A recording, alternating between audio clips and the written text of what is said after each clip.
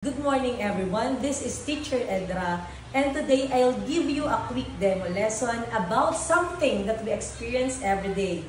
The three states of matter, the solids, liquids, and gases.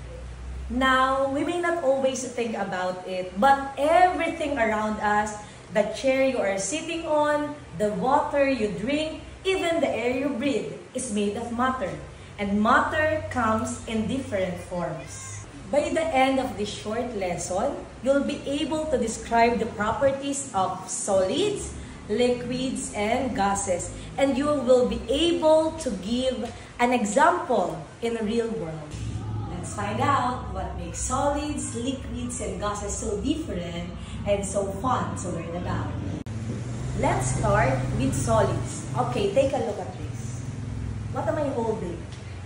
Okay, this is a stapler. Stapler is solid.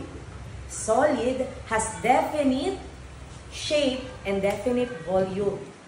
That means they don't change their shape unless you force them to. Think of a pencil, a book, a table. They are all examples of solids. Now, let's talk about liquids. Liquids have a definite volume but don't have a definite shape. They take the shape of their container like this.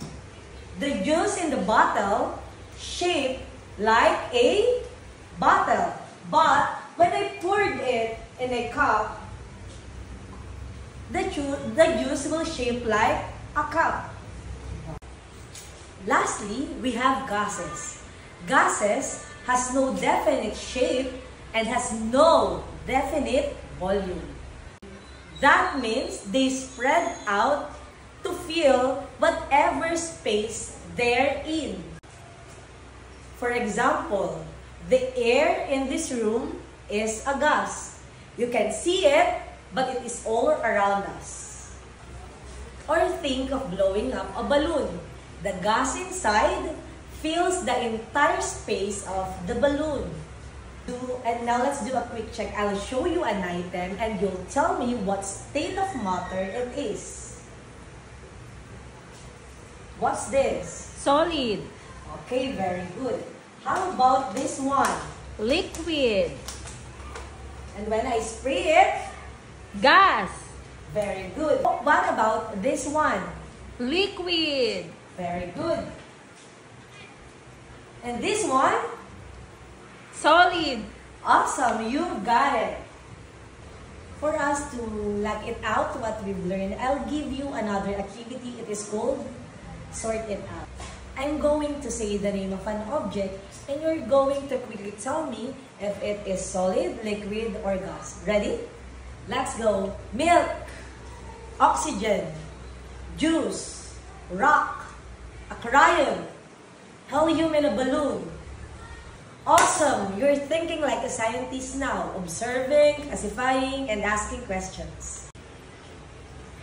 Now, challenge yourself at home or in the classroom to find one solid, one liquid, and one gas around you. Write them down and explain why you classify them that way. To wrap up, matter is anything that takes up space and has mass, and it is usually exists in one of three main states: the solid, the liquid, and the gas. Let's connect this to real life. Can you think of a time where can you see the three states of matter in one place? Here's a hint. Think of a glass of soda. The soda itself is a liquid.